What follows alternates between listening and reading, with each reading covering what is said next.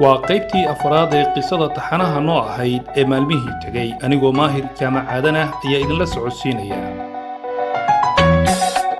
wadatashi badan kadib waxaa la isku raacay in muddo 2 ama 3 maalmood la sugo gaariga maqan haddii la waayo la helo gaari kale oo qaata kharashka rakaabka kadibna dadkan u sii qaada magaaladii ay ku sii socdeen ee Kismaayo waa joogista maalmo aan qurux badnayn waayo aniga iyo saaxiibaday waxaan ahayn kuwa aan iska warhayn mana garan karo sababtuu Ibrahim aad igu careysan yahay maalmihii u dambeeyay waxaan ka waayay meeshiina la dejiyay dabcan wuxuu bartay xaafado ama goobo kale oo ka mid ah magaalada laakiin halkaas waa meesha ay qisadu macno kale ka samayn doonto 2 maalmood kadib oo safarkeenu guud ahaan galayo maalinkiisii 6aad ayaa waxaa la xaliyay arrimihii gaadiidka waxaan loo diyaar garoobay in qolo walba ay fuusho gaarigooda anigu waxaan baaray gaarigaygii hore aan Muqdisho kaga soo safray laakiin saaxiibka Ibrahim wuxuu doortay gaarigii ay saarnayd Ikraan hadda labada gaariba uma dad badna sidii markii hore ay ahaayeen waayo shakhsiyaad yar ayaa isaga laabtay Muqdisho maalmihii xalinta hawsha lagu jiray sidaa darteed aniga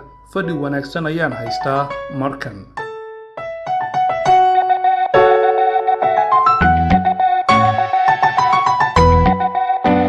xilli galaba ayay labada gaari oo wehliyo gaari ciidan oo sii dhaafiya meelaha cabsida leh ee looga shakisan yahay burcadda ka dhaqaaqeen Maraawe waxaa loo jihaystay Kismaayo inta aan la gaarin Kunyo Barrow ayaa nin xerow ah oo kursiga iga horeeya fadhiya intuu dib ii soo eegay yiri saaxiibka oo guuriya fiican kama hayo waxaan ku yiri kee weeye saaxiibkay wuxuu igu yiri saaxiibka aad wada socoteen ee hadda gaariga naagtiisa raacay waxaan iri malaha waad waalan tahay niyahow inta uu yaabay buu igu yiri sheekh ninkii aad kursigan wadaagayseen ee aad gabdhaha daba joogteen labadiina maba taqaanidba waan fahmay in tilmaanta uu bixiyay ninkan uu yahay Ibrahim laakiin kelmadda naagtiisa ayaan qaadan waayay oo waxaan xirowgii ku yiri laakiin naagtiisa maxaad ula jeedaa intuu madaxa hoos igu soo dhigay codkana gaabiyay ayuu igu yiri waa xaaskiisa xalaasha aniga mehriyay habeen hore mar waan qoslaa marna waan yaabaa waxaan iri ma adiga mehriyay wuxuu yiri haa laakiin saaxiibka gacan adayg wali sug ayuu igu hayaa intaan si xooga u qoslay baan idhi war adiga ayaaba dambiile ah oo nin ku safraya halistan awalba naftiisa halis ku jirtay haddana mas'uuliyad kale dusha u saaray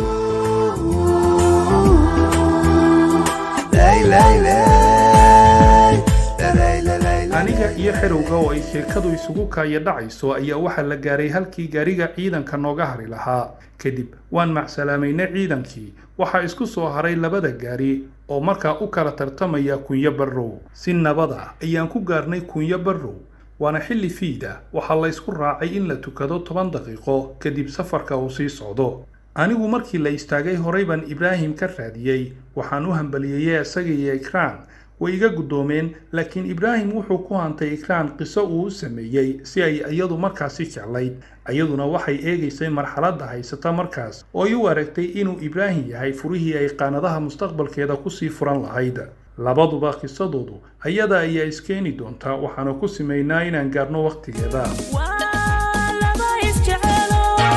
inay wada jiraan iyo xata soo jireen bahi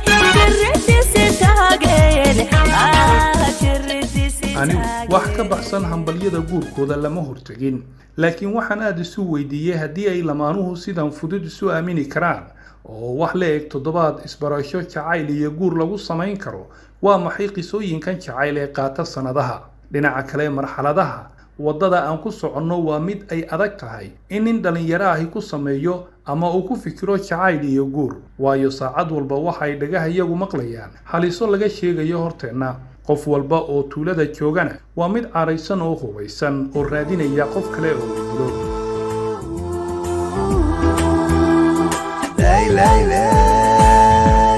tobankii daqiiqo waan dhamaysanay waxaan ku laabanay gawaarideenii kadibna waxaa sii horeeyay oo dhaqaaqay gaarigii uu saarnaa Ibrahim waxaa ka haynaya darawal aad u dheereeya annagu cabaar waan ka dambaynaa qiyaastii saacada kadib oo aan safarka sii wadano waliba habeen gudcura ayaa waxaa laydka gaarigeenu qabtay nin oday ah oo xidhan macawis jaalla iyo shaar cad ul dheer iyo caag saddexla ah oo taagan wadada dhinaceeda wax tuula ahna kama dhawa halkaas wuxuu u muuqday nin u lugaynaya jihada aan ku soconno sidaa awgeed dad aan ka mid ahay waxaan ku nidhi darawalka alla walaalow sii qaad kursi wuu bannaan yahay darawalkii dhagaha ayuu naga furaystay laakiin markii uu wax yar dhaafay ayuu istaagay kadib gadaal u soo qaaday gaariga waxaan soo qaadnay odaygii oo wuxuu diiday inuu fariisto wuxuu salka dhigay sagxadda gaariga ee ku beegan iridda gaariga laga soo galo waxaan ku dadaalnay inuu kursiga ku fariisto gebi ahaanba wuu naga diiday arrinka haddana waan isku dhibanayn isfahamka lahjadda awgeed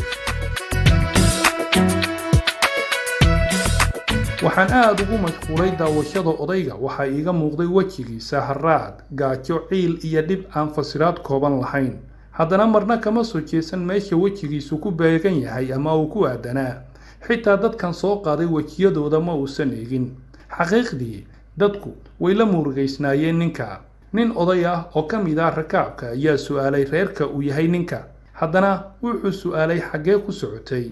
wuxuu ku jawaabay dhulka ilaahay jawaab cajiib ah ninkii rakaabka ka midka ahaa ayaa ku celiyey haddaba dhul ilaah waad joogtaaye waa maxay dhulka kale ee ilaah aad raadinayso odaygii intuu soo eegay ninkii ayuu haddana ka jeestay wax jawaab ahna ma odhan xoogoo daqiiqada ah kadib ayuu aniga igu yidhi magacaygu cusmaan weeye malaha sidaan ugu maqanahay ama eegmadayda ayuu la yaabay anna waxaan idhi haye cusmaan haye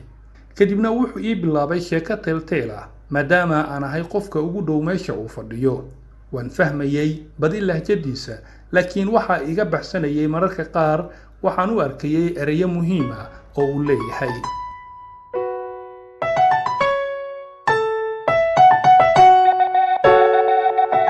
safarkan xaguuna geyn doonaa qisaskan kala marxaladaha sidee u wada kulmayaan ma samayn doonaan hal micno oo waxna bara waa maxay xiisaha sheekadan la soco qaybta 5 ee maalmihii tagay